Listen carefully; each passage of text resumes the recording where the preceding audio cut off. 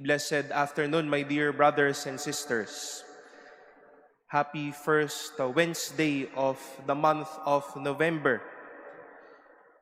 Last Monday until yesterday, Monsignor Rolly and myself attended our annual alumni homecoming at San Carlos Seminary in Makati.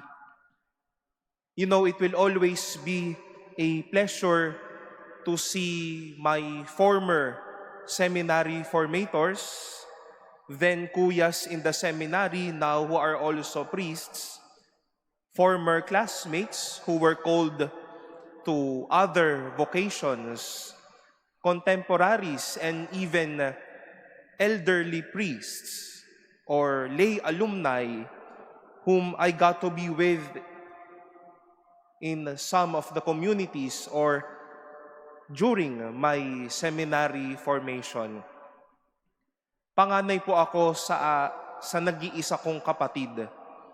Pero sa seminaryo ko po naranasan maging bunso o ang maging pangalawa bago ang mga kuya dahil nga sa aming mga levels of formation. And it gives me joy to see them and even hear them with those past 2 days of homecoming. But it consoles me much better to see that they won't stop from checking on me. They won't stop from supporting me. Lalo na ang aming klase, ang aming batch, will just turn 2 years in the priestly ministry this year. Masaya po akong may nakatutok sa amin at laging nangungumusta. Mga tinatawag naming mga tatay, mga kuya, at kapatid sa pagkapari at sa bukasyong ito. My dear brothers and sisters, the connection of Paul and the Philippians, Jesus and those following him, plays a very intimate relation as how a big brother guides his peers.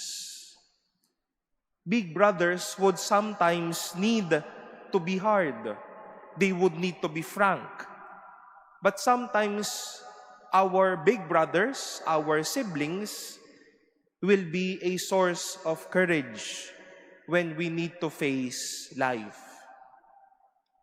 Yung mga taga-Filipos, humaharap na sa realidad ng kanilang buhay bilang mga Kristiyano, habang ito si San Pablo ay nasa kulungan.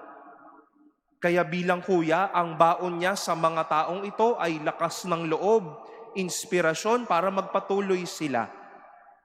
Yung mga sumusunod kay Jesus, marahil nagtatanong papaano nga bang sumunod sa Kanya. Kaya bilang kuya at namumuno, sinabi lang naman niya ang totoo, that you need to renounce everything, you need to let go of things in order to follow me.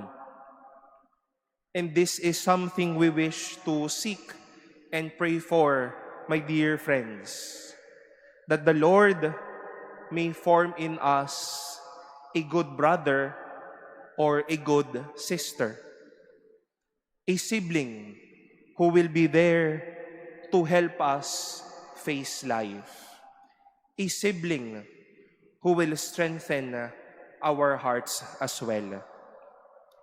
Alam po nating hindi madali ang araw-araw. May kanya-kanya tayong mga pinapasan, hinaharap, at inilalaban.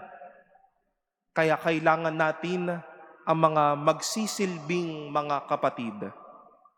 Nagpapalakas ng loob, dala ang pagpapalang ng Diyos para sa atin, at masayang sasamahan tayo sa buhay na ito.